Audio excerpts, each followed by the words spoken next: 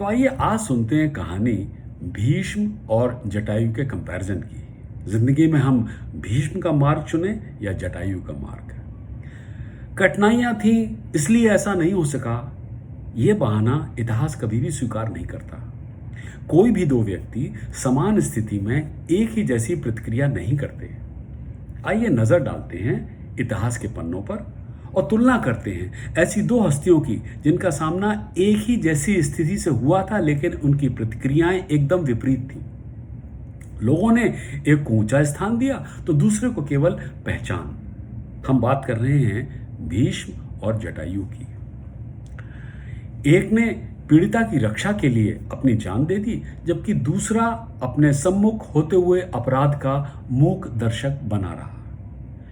भीष्म एक शक्तिशाली और सक्षम योद्धा थे और अगर वे चाहते तो रानी द्रौपदी के वस्त्र हरण की घृणित क्रिया को रोक सकते थे, लेकिन उन्होंने इस बुरे काम का मूक गवाह बनना पसंद किया।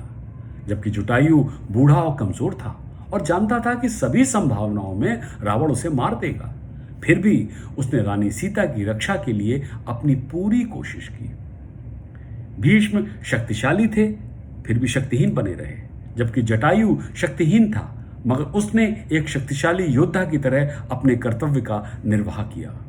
मॉरल: वास्तविक शक्ति मात्र शारीरिक शक्ति में नहीं बल्कि मदद करने की गहरी इच्छा में होती है।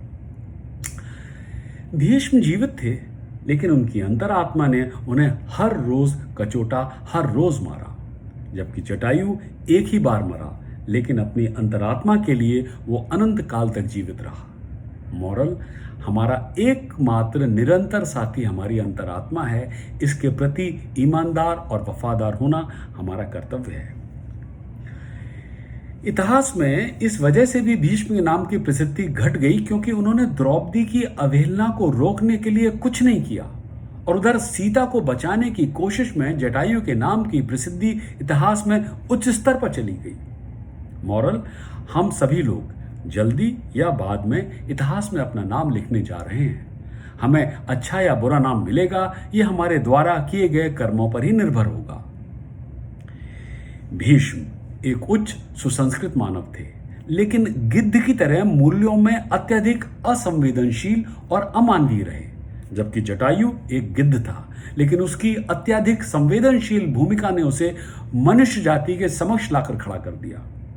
तो सही माने में हम मनुष्य किसे कहेंगे, भीष्म को या जटायु को? मॉरल: मनुष्य के रूप में जन्म लेने से मनुष्य नहीं बनता, मनुष्य बनकर ही मनुष्य बनता है।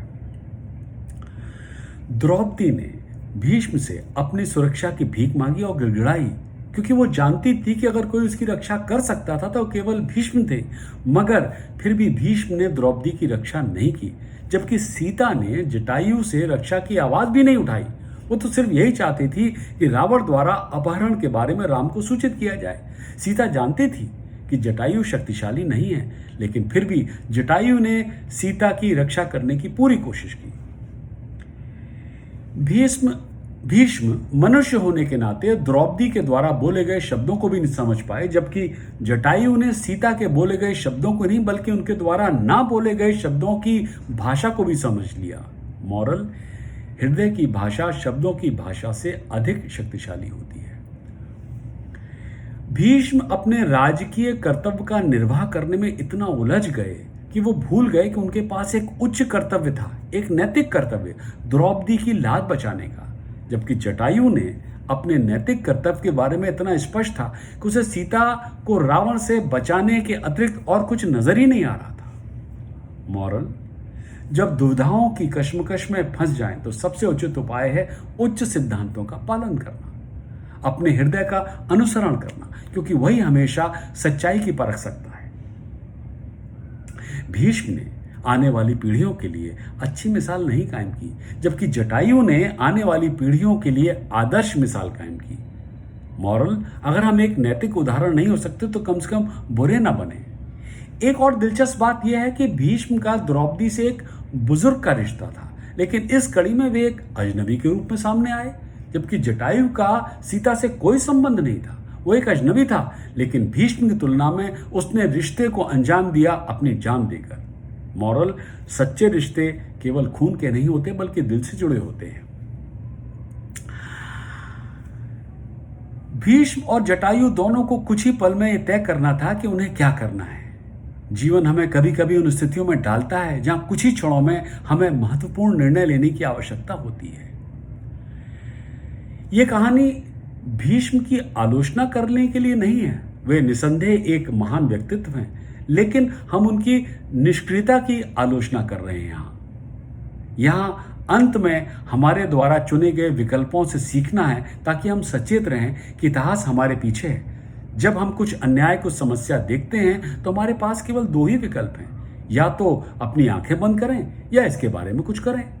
या तो हम भीष्म मार्ग चुनें या जटायु मार्ग का अनुसरण करें। जिससे भी तरीके हमें याद करते हैं उसका परिणाम भी वही होगा। भीष्म का परिणाम मिलेगा हमें या फिर जटायु का परिणाम। सोचिए।